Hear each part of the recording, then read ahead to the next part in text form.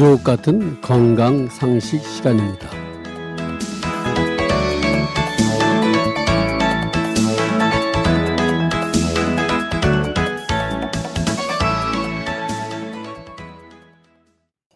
오늘은 착상탕 또는 수정탕에 대해서 말씀드리려 합니다. 난임으로 내원하시거나 혹은 인공수정 시험관 시술을 준비하는 여성분들 중에 착상탕을 원하는 분들을 위해 말씀드리려고 합니다. 임신에 도움되는 한약을 문호하려 내원하셨지만 그런데 착상탕 그리고 수정탕이라는 것은 특정하게 정해진 한약이 아니라 전부 다 임신하는 데 도움이 되는 한약을 쉽게 부르는 명칭임을 말씀드립니다. 예를 들자면 며칠 전에 1년 정도의 시간을 임신을 시도하여 자연 임신을 하였다는 반가운 소식을 전해드립니다. 이 임신 위한 예비자는 스트레스를 받으면 속이 미스거리고 체하여 헛복질을 합니다. 속이 상할 일이 생기면 가슴 중간, 그것이 단중입니다. 중간이 몹시 아픕니다. 전체적으로 비위가 약하면서 소화 기능이 약해서 구역감이 있는 분입니다. 여러분에게 가장 좋은 착상탕은 소화 기능을 증진시키고 체하지 않도록 하며 구역감을 개선시키는 역할을 합니다. 3개월간의 한약 치료를 통하여 스트레스를 받아도 흉복이 이상이 없고 가슴에 통증도 않고 거의 체하고 거북한 증상을 치료할 수 있었습니다. 최근에 난임으로 오셔서 임신에 성공했던 분들에게 처방했던 한약도 매우 다양합니다. 방제로는 소함융탕, 소시오탕, 계지복량환, 도인승기탕, 당기사역탕, 가오수요탕, 당기사역가 오수요탕, 생강사심탕 등등입니다.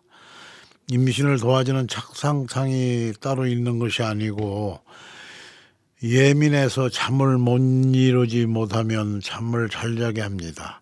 지나치게 긴장을 하는 사람은 부드럽게 긴장을 풀어줍니다. 소화가 안 되는 사람은 소화력을 도와 소화 잘 되게 합니다. 변비로 힘들어하는 사람은 대변이 잘 나오도록 도웁니다. 아랫배가 차고 추위를 타는 사람은 몸을 따뜻하게 하여 줍니다. 이상의 건강을 조화롭게 돌봄을 받고 체력 증진에 관해서 처방의 효력을 보게 된다면 바로 임신에 도움이 되는 착상탕이 되는 것입니다. 두 번째로 불임, 난임, 습관성 유산의 한방치료는 부인에게 여성에게 병이 있으면 임신이 되지 않는다고 볼 수 있습니다. 불임이나 습관성 유산으로 한의원을 내원하시는 분이 많이 있습니다. 불임이나 습관성 유산은 치료하는 처방이 다 정해진 것은 없습니다. 몸 상태가 좋지 않은데 무턱대고 임신하는 묘약이 따로 정해져 있는 것이 아니라는 말씀이죠.